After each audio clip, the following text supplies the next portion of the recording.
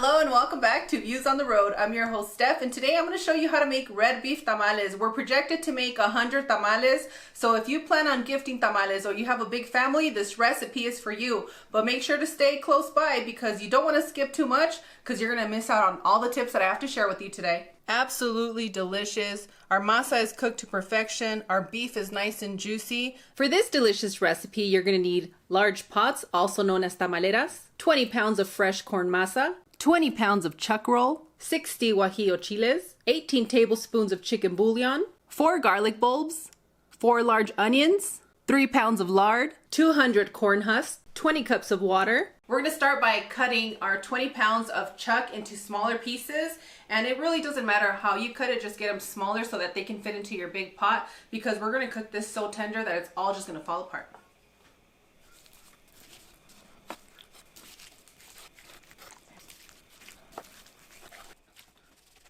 I added 1 gallon of water to my tamalera and it's just about to come to a boil. I'm going to go ahead and start placing our beef pieces right on in.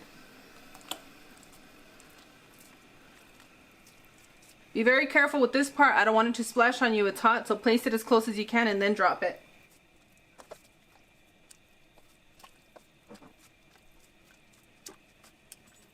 The point here is to cover your beef with the water. A good gallon will do the trick, and even if you see a few pieces sticking out, that should be okay. I'm going to go ahead and place a lid over my pot and let it continue to boil so that we can skim all the impurities. I'm soaking the corn husks in warm water for a minimum of 45 minutes. But to be honest, I'm going to keep them here until they're ready to use. Once you soak your corn husk, you're going to soak your chiles. And I usually boil the chiles along with the beef, but since we're working with such large quantity, I'm just going to soak them in a bowl with hot water until they get nice and soft. I've already taken the stems and as many of the seeds as I possibly can, and I'll keep them in here until I'm ready to use them. It's been about 30 minutes and all the impurities are floating on the top. We're going to go ahead and skim them, and I do want to let you guys know that the total amount of water used is 20 cups. After you remove your impurities, you're going to add your chicken bouillon, add your garlic, your onion, lower the temperature to a medium heat and continue to cook for 3.5 to 4 hours. I've been cooking our beef for 4 hours and it's nice and tender. Save 7 cups of beef broth to blend with your chiles. I get each garlic and I start pressing as much of the garlic as I can out of its shell. Super easy. And even if you end up with a little bit of the garlic peel, that's okay. The blender will blend it real smoothly. And you can do this with all your garlic bulbs. I'm going to be blending our chile in batches. So you want to place half portion of your chiles in your blender. I'm using a high-speed blender. If you're using a lower speed blender, you are going to have to strain after this process. So go ahead and add your chiles. And now we're going to blend until smooth, and you want to do this with both batches of your chile. And to blend our chiles, I used a total of 7 cups of beef broth. You're going to take 3 pounds of your lard and you're going to place it into a big bowl or a pot. Make it comfortable for your home. And if you can't find this big 4-pound bucket of lard, you can buy 3 of these and that should be enough to get all of this process done. And now I'm going to start squeezing my lard. I'm going to start blending this like I'm washing my clothes and I am a washing machine.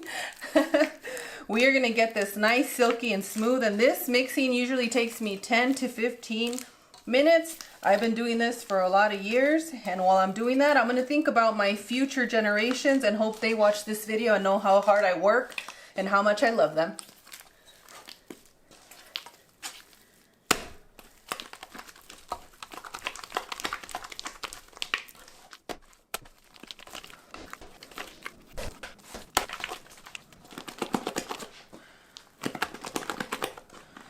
I've been here for a good 15 minutes, and right when your lard looks fluffy and whipped, soft and creamy, that means you're ready.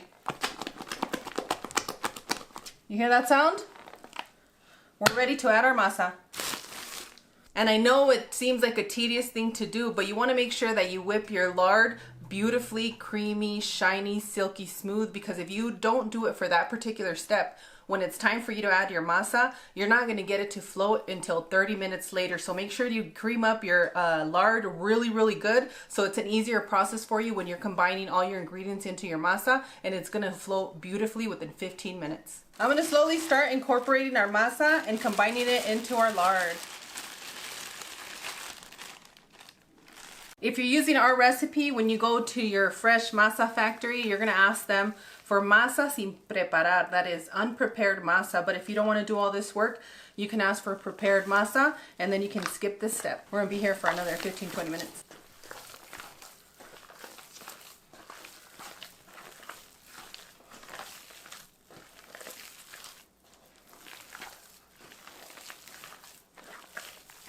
For those of you that need a small batch of this recipe, whether it be on your stand mixer or by hand, I'm going to link those recipes in the description area, and we're also going to pin it for you.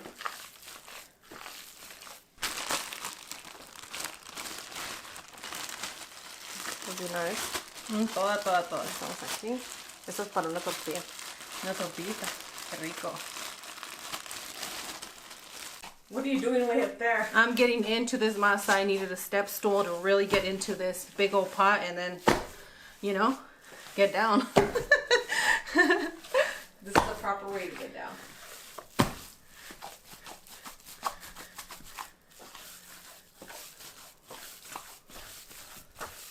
I just combined all our masa with the lard, and I'm going to show you that it's nowhere near floating. You're going to feel that it's fluffy. Steph, I can do this. We have to wait until this masa floats. And in order to have some delicious tamales, you have to season your masa. I showed you guys how to do this a few years back, and now we're going to show you again. So I'm going to start off with 2 cups of our blended chili sauce, and you're going to add it right on in. And now we're going to start combining until we get our masa to float. That's going to take me another 10-15 minutes. The total amount of chili sauce that I'm using is 4 cups. I like mine to have a nice, bright, beautiful color.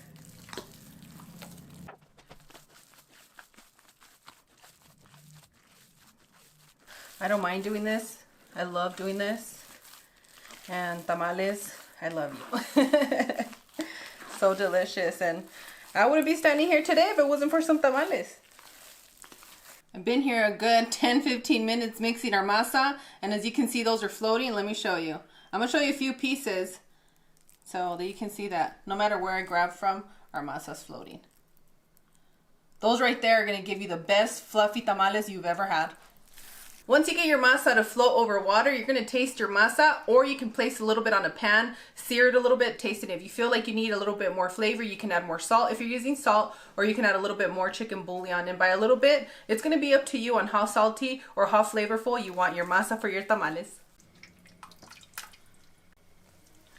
So juicy, I don't even need a fork. I'm just going to break it down with my tongs. And I'm going to do this with the remaining beef. Currently have my pot on a medium heat, and I'm going to add about 2 tablespoons of oil.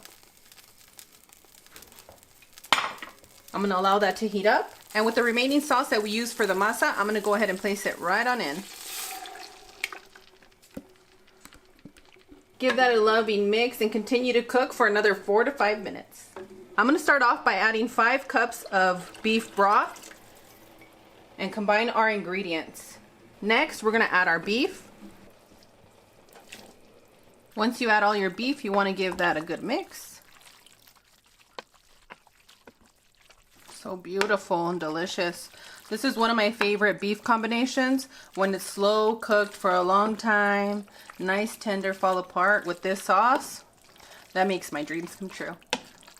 And now I want to allow my beef to cool for 20 to 30 minutes because I don't want to combine our masa with some hot beef. When we're rolling our tamales, you can kind of mess up the dough that way. So just allow this to cool off just for a little bit. You're going to fill your pot to the first line with water. Once you fill it with water, you're going to add your divider. And you're going to set this to the side while we finish assembling our tamales. Take your desired amount of masa and spread it evenly on your corn husk.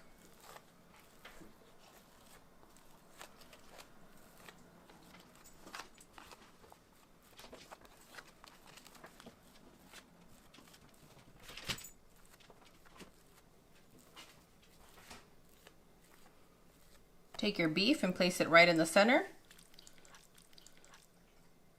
And if you want them super beefy, go ahead and add some more. Now you're going to tightly fold. Then you're going to fold again. Then you're going to fold again. And I'm going to continue with the remaining tamales. And now we're going to start lining our tamales all throughout the pot just like this. And let me tell you, this year's corn husks are the worst that I've ever seen. They are premium. The label said premium, but as you can see, they are wonky everywhere. But we're thankful. I'm grateful, but you know, if you're running across the same thing that I did, not to worry. These tamales are still going to be delicious. They might have 1 or 2 ridges, but that's okay. I don't mind the ridges. I like them too. When you fry them the next day, they're perfect for that.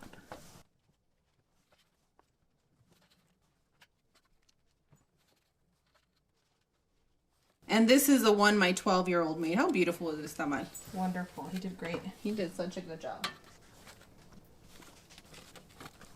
This bottom layer has 75, and if you see most of them are facing this way, now I'm going to face the next layer this way. Remember we said we were aiming for 100 tamales? Well, we have 200 tamales here today, and once you layer your tamalera, you're going to go ahead and place a cloth right over, and this is going to absorb any of the excess moisture. Put a lid on it. Once you can hear your pot has reached a boil, you're going to set your temperature on a medium-low, and you're going to continue to cook your tamales for 2.5 hours. Remember, if your pot's not producing steam, your tamales will not cook. Once you've cooked your tamales to perfection, you want to let them set for a minimum of 45 minutes before you start serving it for your family or begin to sell. I allowed my tamales to rest for 1 whole hour.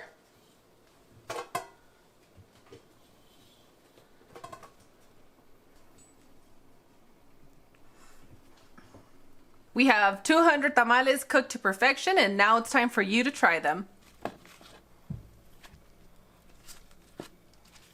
I already removed the top layer of our tamales. You're looking at our second layer of tamales. And be careful when you're removing these because they're very, very hot.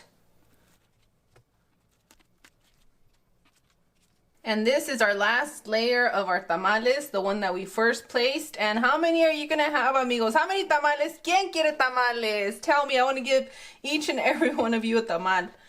Even though it's virtually, I hope that one day I'm able to warm up your little tummies.